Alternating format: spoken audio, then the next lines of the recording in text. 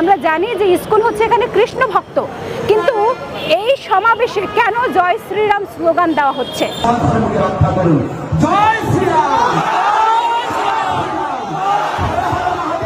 শাহবাগে আমরা দেখেছি জয় শ্রীরাম স্লোগান হয়েছে, গতকাল চট্টগ্রাম হাইকোর্ট প্রাঙ্গণে, আদালত প্রাঙ্গণে দেখেছি জয় শ্রীরাম স্লোগান হয়েছে।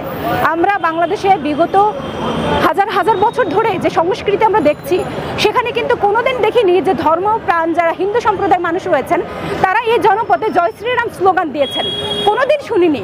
কিন্তু এখন এই সময় এসে আমরা জয় শ্রীরাম স্লোগান শুনছি। এই জয় শ্রীরাম স্লোগান কাদের? এই জয় শ্রীরাম স্লোগান হচ্ছে ভারতের যে উগ্র হিন্দুত্ববাদী দল বিজেপি, যারা এখন ভারতের ক্ষমতায় রয়েছে, নরেন্দ্র মোদীর দল, তারা সেখানে জয় শ্রীরাম স্লোগানের মধ্য দিয়ে সেখানে মুসলিমদের উপরে নির্যাতন চালায়, সেখানে শ্রমিক কৃষক নিপীড়িত জাতীয় জনগণের উপরে তারা দমন পীড়ন শোষণ নির্যাতন ইত্যাদি চালায়।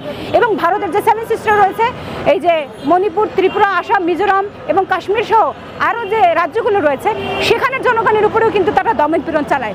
ফলে আজকে বুঝতে হবে যে সেই ভারতের এই যে জয় শ্রীরাম স্লোগান, আজকে সেই জয় শ্রীরাম স্লোগান এখানে এই মতলববাজ হিন্দু সংগঠনের নেতারা আমদানি করেছে এবং সেই স্লোগানের মধ্য দিয়ে এখানে সাধারণ হিন্দুদেরকে ব্যবহার করা হচ্ছে।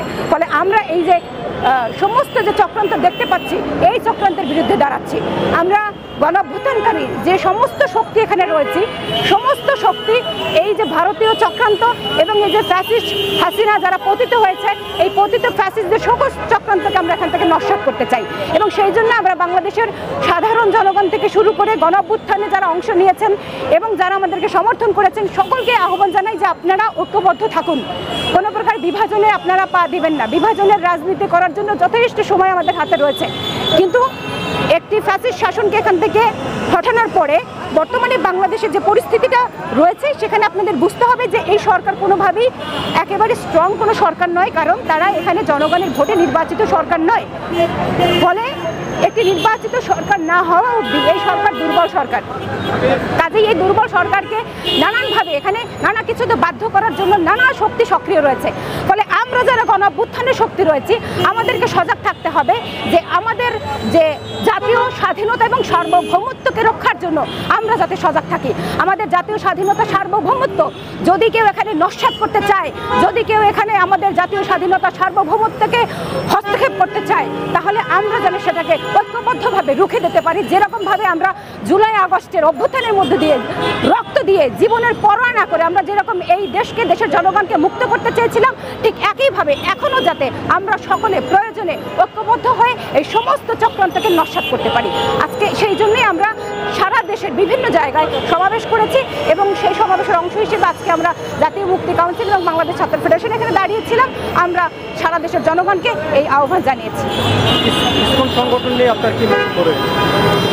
দেখুন, ইসকন সংগঠন সম্পর্কে আমরা যতটুকু দেখেছি এ যাবৎকালে, আমি আমার বক্তব্যের মধ্যে দিয়ে পুরো ব্যাপারটাকে বলেছি যে বিগত 16 বছর ধরে তারা এখানে নানানভাবে নানান জনের কাছ থেকে তারা এখানে নানান সুবিধা টুবিধা নিয়ে কিন্তু এই আওয়ামী লীগের পারপাসে সার্ভ করেছে। এবং তারা বলে যে আমরা এখানে কৃষ্ণ ভক্ত, আমরা ধর্মীয় সম্প্রীতি বজায় রাখতে চাই, আমরা আমাদের ধর্মীয় স্বাধীনতা চাই ইত্যাদি নানা কিছু। কিন্তু ঘটনা হচ্ছে যে তারা অন্যায়, অত্যাচার, জুলুম, দমন পীড়নের বিরুদ্ধে কিন্তু কথা বলে না। তারা কেবলমাত্রই একটি ধর্মীয় সংগঠন হিসেবে তাদের যতটুকু সুবিধা এখান থেকে পাওয়া দরকার ততটুকু সুবিধার জন্য তারা কথা বলে। এবং সেটা দেখবেন বিগত আওয়ামী লীগ সরকারের আমলে তারা বলেনি, তারা বিভিন্ন সুযোগ সুবিধা নিয়েছে কিন্তু কথা বলেনি। এখন তারা এসে নানানভাবে এই জলঘোলা, মানে পরিস্থিতিকে জলঘোলা করার চেষ্টা করছে। ফলে আমি বক্তব্যের মধ্যে দিয়ে বলেছি যে ইসকন তো কৃষ্ণ ভক্ত ভাই, ইসকন কেন জয় শ্রীরাম স্লোগান দিবে? তার মানে জয় শ্রীরাম স্লোগানকে এখানে আমদানি করেছে। তো এই ধরনের আমদানি মার্কা স্লোগান, সেটা ধর্মীয় হোক কিংবা রাজনৈতিক, এটা কিন্তু বাংলাদেশের যারা সত্যিকার অর্থে ধর্মপ্রাণ মানুষ, হিন্দু সম্প্রদায়, তারা এটাকে মানবে না। কাজেই আমরা বলেছি যে এই ইসকন সহ যত এখানে মতলববাজ সংগঠন রয়েছে, হিন্দু সংগঠন, তাদের এই যে মতলববাজি, এগুলো থেকে জনগণকে সচেতন থাকতে হবে। অতীত যে স্বৈরাচার ফ্যাসিস্ট শেখ হাসিনা এবং এই যে তার পেছনে যে রয়েছে সাম্রাজ্যবাদী ভারত, সেই ভারতের হস্তক্ষেপে এখানে বাংলাদেশের একটি সাম্প্রদায়িক দাঙ্গা তৈরির উস্কানি এখানে দেওয়া হচ্ছে, একটা চক্রান্ত তারা করতে চাচ্ছে এবং সেই চক্রান্তের স্বরূপে এখানে গতকালকে আইনজীবীকে হত্যা করা হলো। আপনারা জানেন যে গত 5 আগস্ট যখন এখানে ছাত্র শ্রমিক জনতার যে গণ অভ্যুত্থানটি হয়ে গেল এবং গণ অভ্যুত্থানের মধ্য দিয়ে এই যে বিগত 16 বছরের দীর্ঘ ফ্যাসিবাদী শাসনকে আমরা এখান থেকে উৎখাত করলাম, এই ফ্যাসিস্ট শাসনকে এখান থেকে উৎখাত করার পরপরই মানে খুনি শেখ হাসিনা এখান থেকে পালিয়ে যাওয়ার পরপরই ফ্যাসিবাদীর এই যে শাসক যে হাসিনা তাকে এখানে আশ্রয় দিয়েছে ভারত এবং আশ্রয় দেওয়ার পরপর 6 আগস্ট থেকে কি পরিমাণ নৃশংসতা এখানে তৈরি হয়েছে।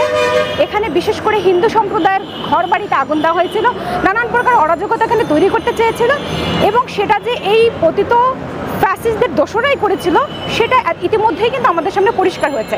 বাংলাদেশের আমরা যারা গণ অভ্যুত্থানকারী ছাত্র জনতা আমরা ঐক্যবদ্ধ হয়ে কিন্তু সেই চক্রান্তকে নস্যাৎ করে দিয়েছি এবং তারপর থেকেই আমরা দেখতে পাচ্ছি যে এই যে হিন্দু জাগরণী সনাতনী জাগরণী যে মঞ্চ যেটা তৈরি হয়েছে সেখানে তারা 8 দফা দাবিতে কর্মসূচি চালিয়ে যাচ্ছে।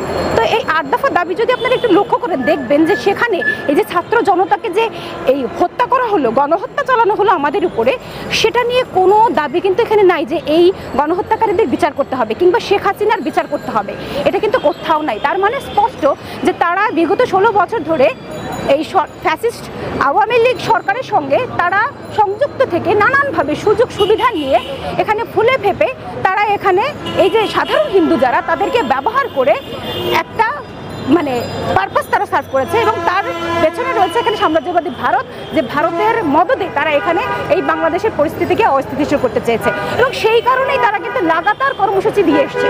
আপনারা জানেন যে বিগত 16 বছরে তাদেরকে কোথাও দেখা যায় নাই এত নির্যাতন, এত নিপীড়ন, সীমান্ত হত্যা থেকে শুরু করে বাংলাদেশের অভ্যন্তরীণ ব্যাপারে এই যে ভারতের হস্তক্ষেপ এবং সব থেকে বড় কথা হচ্ছে যে বিগত 3টে নির্বাচনে যেভাবে ভারত এখানে হস্তক্ষেপ করলো, আমাদের রাজনৈতিক স্বাধীনতা থেকে সমস্ত স্বাধীনতা হস্তক্ষেপ করলো, সেই নিয়ে কিন্তু এই হিন্দু সংগঠনগুলোর নেতাদের কোনো বক্তব্য আপনাদের চোখে পড়বে না, পাবেন না।